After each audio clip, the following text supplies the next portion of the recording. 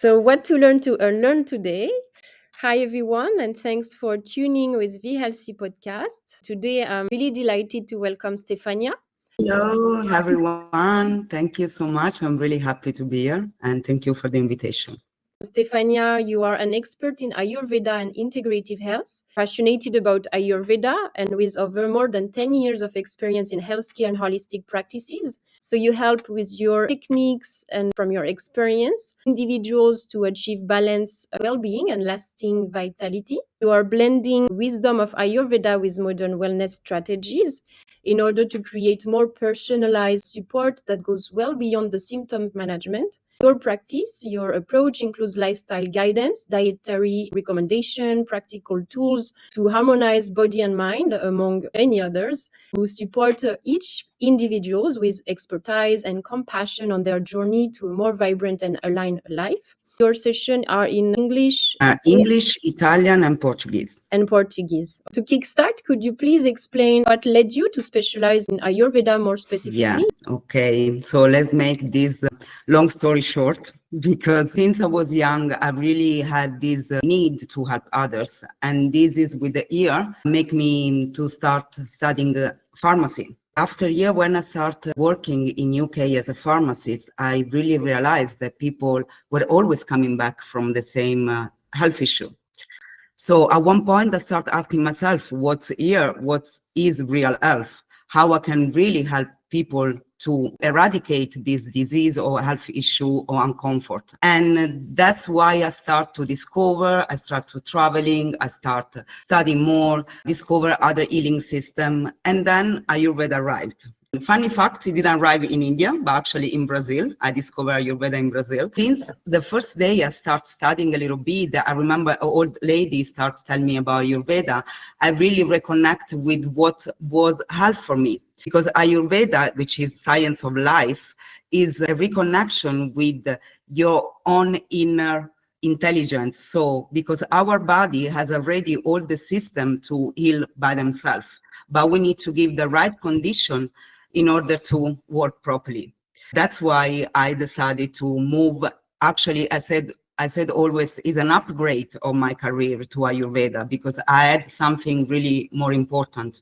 Thank you for this detail, and it's really interesting. Indeed, you mentioned you learned Ayurveda in Brazil. I discovered, and then I started in Portugal and then in India.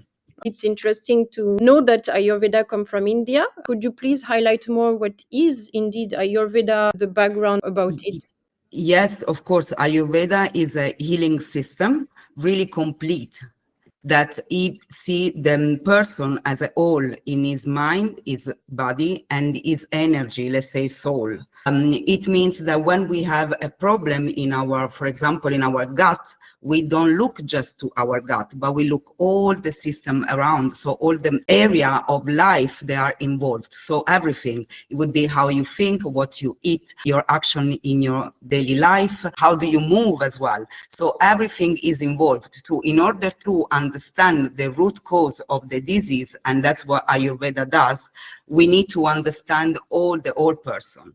And also another thing that I mentioned before, Ayurveda really works in make the right condition for our body to work perfectly.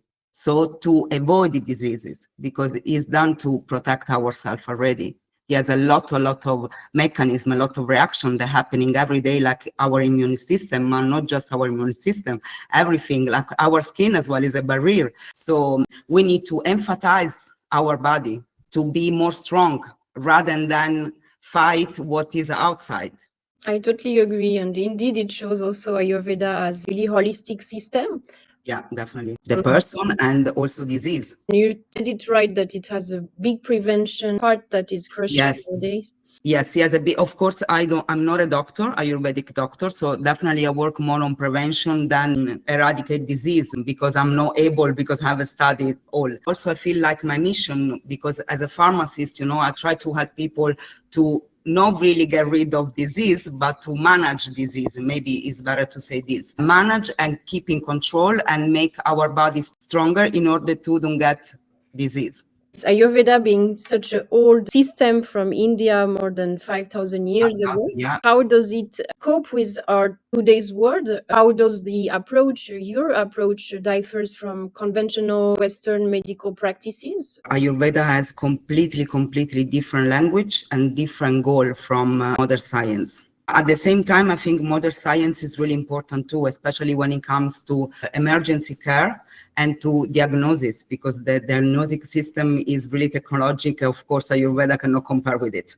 But as I said also before, this Ayurveda don't see the person, don't see just the tissue, the organ that is broken, let's say, but it see all the system. So when someone comes to us, we're gonna ask themselves, not just what is wrong, but how is your life is at the moment, what is happening in your life at the moment. And on my personal approach, I usually use both, because I think it is important, especially because we are not in by the time, so we have different lifestyle, different society demanding, so we cannot live exactly as Ayurveda said, but we can find the space, and that's what I do with my job, find the space to rebalance this society that push us too much through something that is not natural.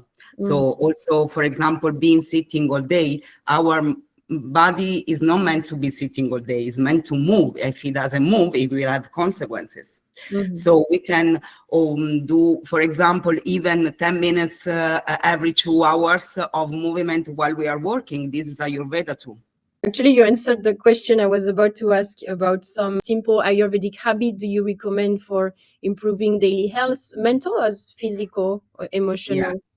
Move your body, as I said. Move your body is eliminate toxins, make you happy, is a lot of release of endorphin. So it's really important. Spend time in nature is another thing I think this society need to know. Nature rebalance our nervous system. So before to get burnout, it's better to go to the beach or to the wounds, It's really important. Cook your own meal. We are used to go always outside and don't organize our plan. But even if we are all day outside, we can organize ourselves and bring our own food. Watch your thoughts. This is another really important recommendation I want to give to everyone. Our mind tricks us. So don't believe in everything you think, but question your thinking. I think this is important. And the last one, I would say, practice presence. When we are present, we don't feel anxious. We feel okay. We feel really good, because it's the connection between the alignment between our body, our mind, our soul. And we feel one. I think it's really most powerful healing tool we have in this world is the presence, living with presence. So mindful practicing that you can be also while we are washing our teeth, just thinking about, oh, I'm washing my teeth, I'm washing this way, so this teeth is going to be clean. This is mindfulness. So some practices are really easy that we can use in everyday life, and it will make a big change with the time. I totally agree, especially nowadays with all those distractions, social media, it's hard to keep focus and grounded. Absolutely. We need a lot of ground. We are too much in our hand at the moment. There are many research which shows the impact of social media, for instance, leading to stress, to burnout. How do you tailor support for individuals dealing with those issues, such as, yes, chronic stress, burnout, sleep issues, even ADHD, and so on and so forth? I reconnect exactly what I said before, because basically the burnout happens when we move too far from our natural state. And this society, as you said, push too much into performance to not be enough to do more. Multitasking, for example, is an invention of a society that is not sustainable for our body. It's not.